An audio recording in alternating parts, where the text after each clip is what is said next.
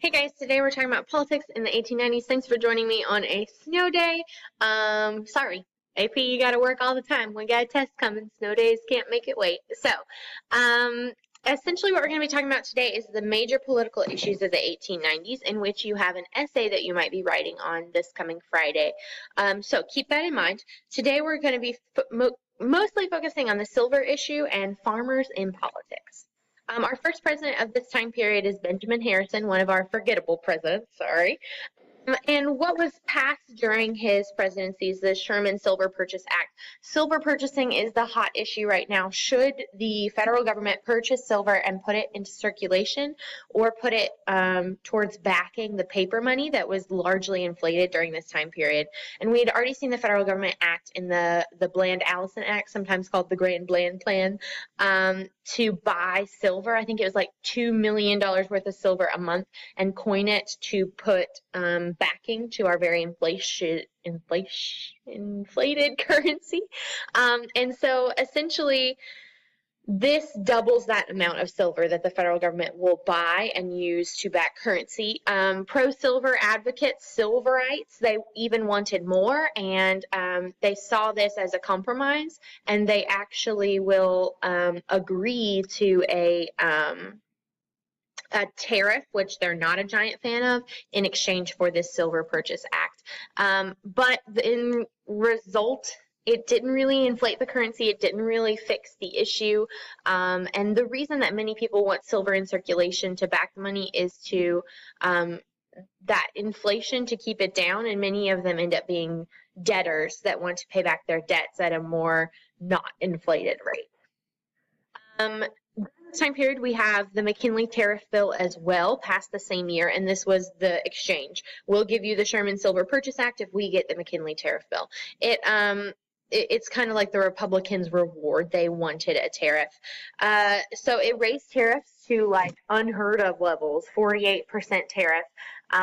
And it also gave a subsidy to sugar planters. Now that means that there was a surplus of sugar in the economy, and it was being sold at very, very, very low rates because there was just so much. So government subsidy pays farmers not to grow crops. And I think it was like 2 cents per acre that they stop growing sugar or grow something else.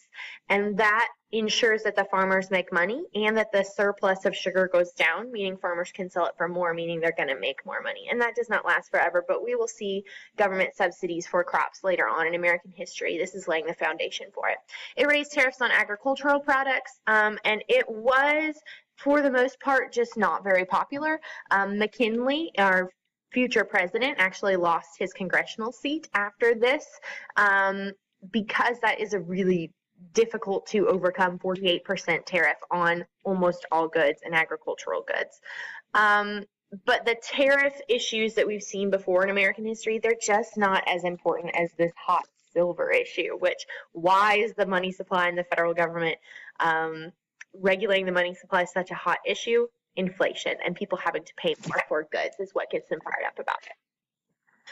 All of these issues are laid down on the background of issues with our farmers and the rise of the populist party. So how does that begin? Oftentimes back in these times, it started as the Grange Party, based off of something called Granger laws. So Granger laws, down here at the bottom, you'll see Granger politics. They want public control over private business to help the regular old Joes, the general welfare of people. And most of these laws will end up getting overturned in courts, but Granger laws are laws that the public wants to check the excesses of corporations because they're hurting regular people. For example, the National Grange of the Patrons of Husbandry, this political party kind of, they're farmers, and essentially it's stimulating the minds of farmers by education in kind of like a conference or parties or lectures, fraternal activities. You can bring your family. So it kind of starts after church on Sunday. Well, let's go eat some chicken. And then they start talking about the issues they're having. Well, this railroad is charging me this much for shipping, and I'm not even shipping it that far, but they charge the same to ship it all the way to the East Coast. And this grain storage place is charging me outrageous prices. And a lot of people getting fired up about these things at these parties and these dinners. And then they move to do something about it. And the thing that they do about it are called farmer alliances or cooperatives. And so cooperatives are when people come together and use their resources to purchase or to bargain for something. So they will bargain with grain elevators, which is a mechanized way of like processing their grains. Grain elevators and dairy places to store their stuff before it gets shipped. They'll come together and say, we're not going to pay your prices. All these farmers came together and said so bring the price down, essentially. It's kind of like collective bargaining in a sense. And stores and supplies, they would go in together and buy a lot of seeds for a cheap price and then divide them amongst this farmers cooperative. And those are just like really, really simple examples. Farmer cooperatives are much more complex than that, but that's about all I'm going to give you on that. So these farmers coming together and doing something about the issues they're facing when put up against these giant railroad corporations and storage corporations and commercial farms, that's the rise of populism among the farmers. Let me kick back here for a minute, though.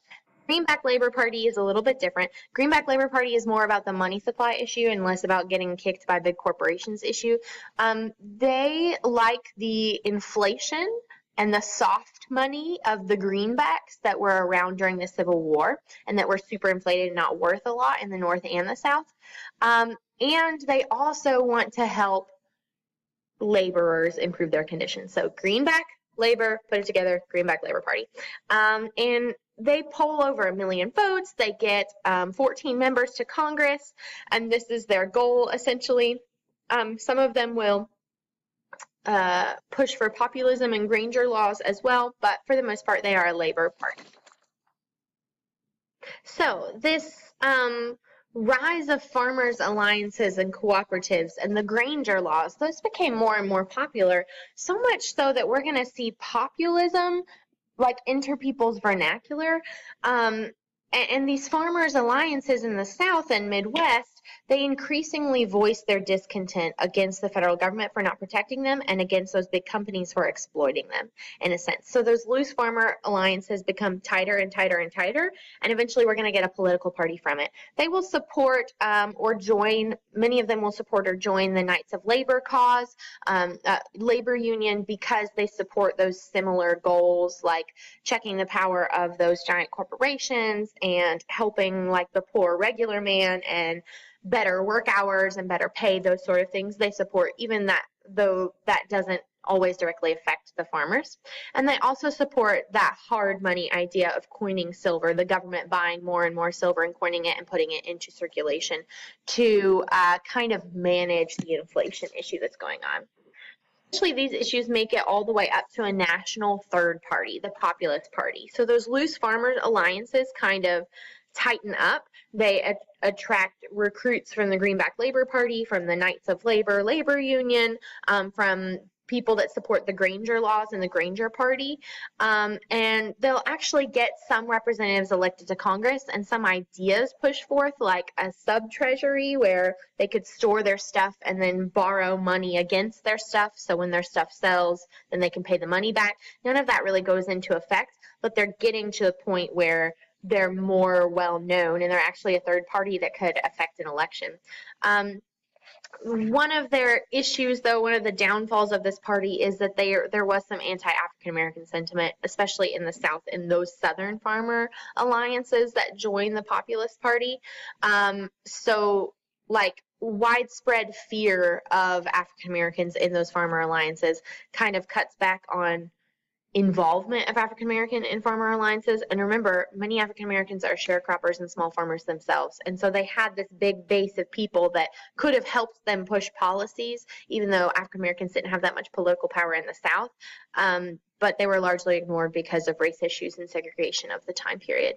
And so that threatened the populists in a way of other national politics not listening to them because they include African Americans, but it threatened populists in a sense of they didn't include a large power base that they could have.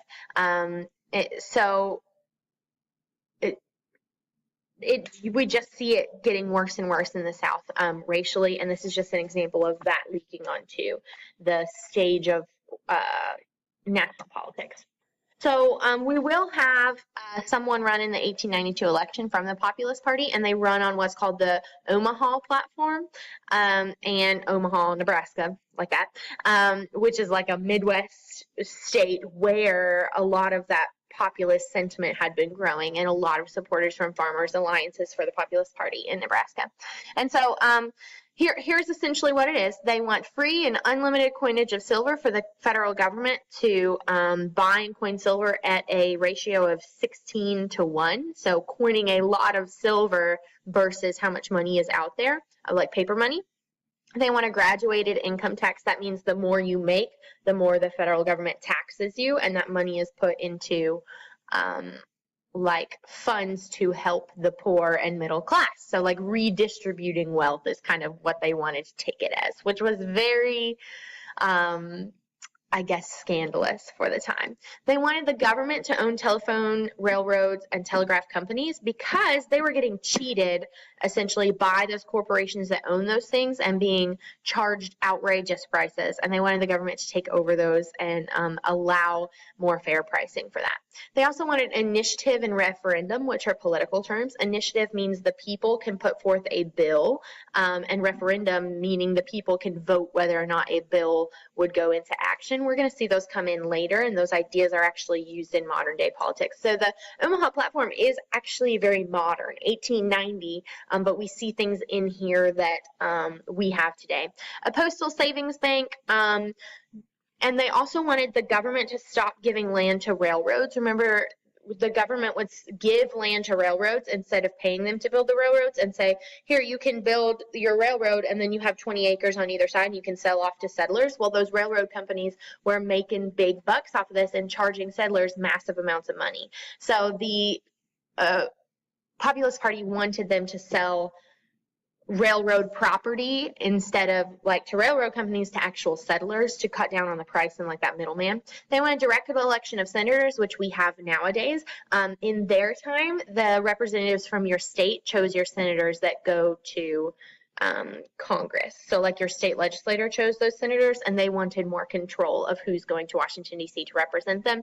And of course, because they have some influence from other labor unions, they will fight for an 8-hour workday, kind of like the Knights of Labor do. So moving into the election of 1892, with knowing that about populism, the Populist Party is one of the only third parties in American history to actually get a significant amount of electoral votes and popular vote. Not so much that they're going to win, but enough to make it significant. Nominations we have Grover Cleveland, who we had seen before 4 years earlier for the Democratic Party. The Republican Party, Benjamin Harrison, the current president, and then the Populist Party nominates James Weaver, and remember they're running on the Omaha platform. So Cleveland will win this whole election. A close race against Harrison in a sense, because Cleveland had been popular 4 years earlier, but Harrison, his presidency was wrought with a lot of issues, and so Cleveland will win by that margin. But what is more important, even though the Populists didn't win, they gained 1 million popular votes and 22 electoral votes, mostly from Kansas, Colorado, Idaho, and Nevada, which is just uncommon, not regular in U.S. history for a third party to do that well. They will elect 3 governors, 5 senators, 10 representatives, and a whole host of local officials, mostly in those western and Midwestern states, Kansas, Colorado, Idaho, Nevada, Nebraska, Wyoming, those sort of places. And keep in mind that a lot of these places gave women the right to vote as well. Because when you're settling out there, and it's mostly small towns, I mean, things are mostly equal. So those women fighting for the right to vote out there will get that in many of those Western states long before women will have the right to vote nationally. Look at Cleveland's second term in office, which is just kind of a disaster because of another panic that's coming. But one of my favorite Cleveland quotes was right before he left his first term in office, when Benjamin Harrison had won. He said, "Now, Jerry," to his butler, "I want you to take good care of all the furniture and ornaments in the house, for I want to find everything just as it is now when we come back again 4 years from today." And he was actually right about that. He predicted that. So he is the only president to serve 2 non-consecutive terms. He was president for 4 years, then Benjamin Harrison was president for 4 years, and then he will be president again. Next time is no bueno for him. Cleveland's entire second term is 1892 all the way to 1896-ish. There will be a panic, and he just has to live through it, and it's going to make him extremely unpopular. It's going to be one of the worst depressions of the century, and employment will get up to 20%. So why is there a panic this time? Much like all the other times, Americans never learn: over speculation. That is when these railroad companies and these banks give out money to railroad companies and to farmers, loaning it, hoping to make a lot of money, hoping they're loaning to the right person, but many of these people default on their loans and don't pay it back. And so banks are being really risky with giving out loans. We also have stock market downturn, reduce in trade because America is seen as like this wealthy nation, and they're switching to a gold and silver standard, and some countries don't like that, so they reduce their trade. They call in loans from American banks that the banks have to pay out on. And then we have an agricultural depression where farmers are growing too much, and since there's a surplus, they sell it for less and they're making less money. And so those are kind of the reasons behind this very long panic. One issue of the panic is, remember, America's money is still on the gold standard. It needs to be backed by gold, or using gold or silver pieces to pay for things. And so the gold reserves have dwindled down quite a bit, so much so that they are below this like healthy, we need this much gold to back our money in America, in our US Treasury, like way below that level. So the government had been paying out more for silver than it received for gold, so coining out silver and giving it out, but those bank notes that need to be paid, or legal tender notes that need to be paid in gold, are just not being paid back. And so Cleveland, seeing that this is an issue, he repeals the Sherman Silver Purchase Act, which he actually liked, but he saw the economy dipping down and down and down because the government was buying all this silver, but its gold was just being sent out. And so the U.S. Treasury just doesn't have enough to back what paper money there is. So what is the solution? We consult the rich people in the country. So J.P. Morgan, major financier and industrialist during this time period, he has tons of gold. And so the government borrows gold from J.P. Morgan, is a short way of putting it. It sounds ridiculous that our government gets so broke that they have to make a deal with a rich guy in our country, but that's kind of what happens if we boil it down that small. So the gold reserve had sunk from where it should be at 350 million all the way down to 41 million of gold in the U.S. Treasury coffers to back up money, which is bad. So the U.S. was then in danger of going off the gold standard, and they were afraid that going off the gold standard would make money volatile and unreliable, and international trade would be crippled, and so they act quickly to do something.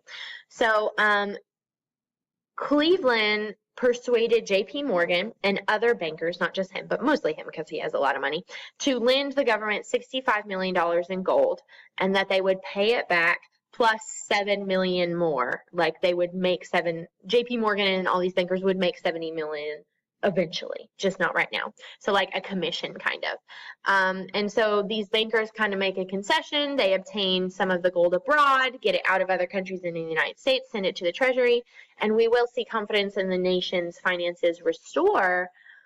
But we see J.P. Morgan and all his buddies making money off of the U.S. government, and that gives everyone kind of a bad taste in their mouth about government and business being in cahoots with each other, like bad publicity in a sense. Moving on to the election of 1896, sorry, I'm flying through this stuff. We will see that this populist party kind of dies out already. They had their one good year, 1892, and now they've kind of fizzled out in a sense. But we will get to why they are still important even to this day later on. is running for president. We have William McKinley. William McKinley is a congressman from Ohio and Republican nominee for president. He is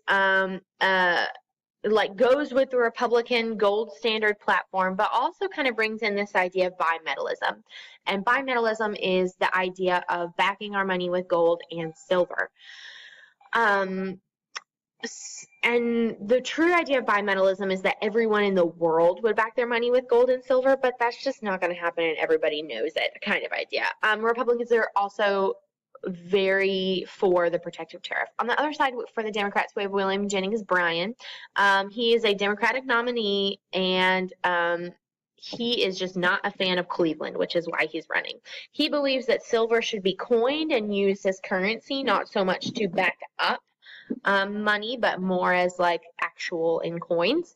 And he kind of courts the populist party. Like populist party people kind of flock to William Jennings Bryan because he has some of those ideas that the populist party likes.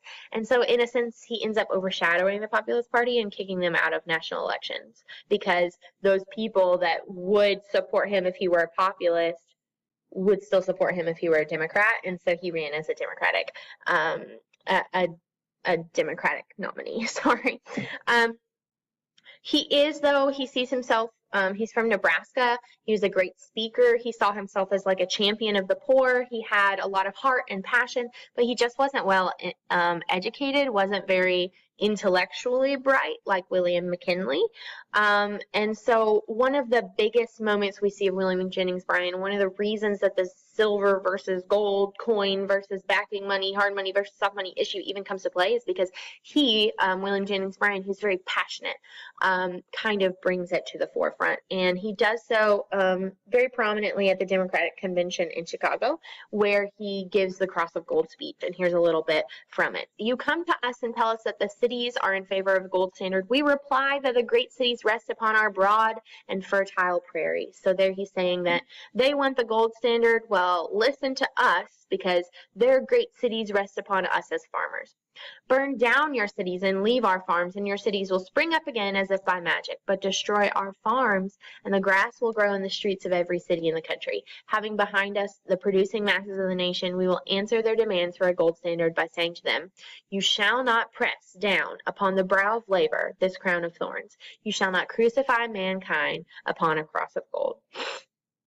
So essentially saying that America depends on us, the farmers, on us, the poor people, and your politics, your idea of gold standard, bimetallism, gold silver standard, they need to rely upon what the regular people want. You shall not crucify us upon a cross of gold. And that is just like, it plays to people's religious sentiments of the day. It plays to people's hard money versus soft money issue. A fantastic orator. William Jennings Bryan did a great job. So McKinley wins, even though William Jennings Bryan was very popular in this Democratic platform of unlimited coinage of silver, 16 ounces of silver to every 1 ounce of gold, and how Bryan kind of ignored the populace in a sense. He didn't acknowledge the populist nomination. And the fact that the Populist Party is kind of dying out kind of leads McKinley to win. And what's frustrating about that is McKinley never even left Ohio when he was campaigning. He didn't go around and make all these fancy speeches. He called it his front porch campaign. But when the Republicans win, it's mostly a loss for the farmers. That's who it's going to hurt the most. So the election of 1896, McKinley versus William Jennings Bryan, is often looked at like the Wizard of Oz. Like they draw ties between the two, and we don't know if L. Frank Baum actually meant to take the election and turn it into an analogy of the Wizard of Oz, but let's look at it like maybe he did. So Dorothy, if you remember the Wizard of Oz, she gets swept away in a tornado away from Kansas. She lands in the land of Oz. She has to make it to the wizard. She has to fight the Wicked Witch of the West, and eventually she wakes up and it was all a dream. Dorothy would be seen as the everyman of the West, the typical person from Kansas, likable, pure, untainted by the excesses of the world. In the book, they're silver slippers. In the movie, it's ruby slippers. But in the book, it's silver slippers, and those are seen as soft money. And, you know, in the movie, she finally realizes that the slippers have power. She clicks her heels and says, I want to go hit, there's no place like home, there's no place like home. Those are seen as soft money. Silver, and like backed by like that sort of thing. But no one knows like the power that soft money has, is kind of the idea. The yellow brick road, of course, would be the gold standard. The scarecrow would be seen as Midwestern farmers, who are kind of seen as stupid. The scarecrow says, I don't have a brain, but by the end he realizes he actually does have a brain. So the Midwestern farmers seen as stupid, but actually they have wisdom. The Tin Man would be the person, the man exploited by the Wicked Witch of the East, and the Wicked Witch of the East would be the corporation. So the Tin Man would be the poor laborers in the cities. The city of Oz, Oz is an ounce. That's how we shorten it. So an ounce of silver or an ounce of gold. The Cowardly Lion is often seen as a metaphor for William Jennings Bryan. He has this big roar. He's passionate. He's larger than life, but he has no bite. He's a coward. Okay, the populace saw him as a coward because he didn't side with the populist party. The flying monkeys would be seen as the Plains Indians who were once free but now are subdued by the Wicked Witch of the West. And those evil corporations. The water that kills the Wicked Witch of the West at the end is the idea of this drought will end for farmers. The actual drought and the like politics don't listen to us drought will end for farmers. Let me make sure I didn't miss anything. The Wicked Witch of the West would be the frontier environment, the drought, the tornadoes, the locusts, the nastiness. And so all of these kind of come together in this analogy for the election of 1896 and how farmers had their chance and then it didn't really pan out. But let's talk about that. So overall, the legacy of populism in its time was a failure, but overall was actually a really good thing because those populist ideas, even if the party died out because the issue of should we include African Americans, should we not, the issues between South and West and William Jennings Bryan not recognizing them, all their platform, the Omaha platform, I told you was very modern. It will continue. The federal government will eventually regulate railroads so that they check the excesses of those people that are making money. The federal government will eventually put an income tax in place. The federal government will expand currency and silver and gold buying, those sort of things.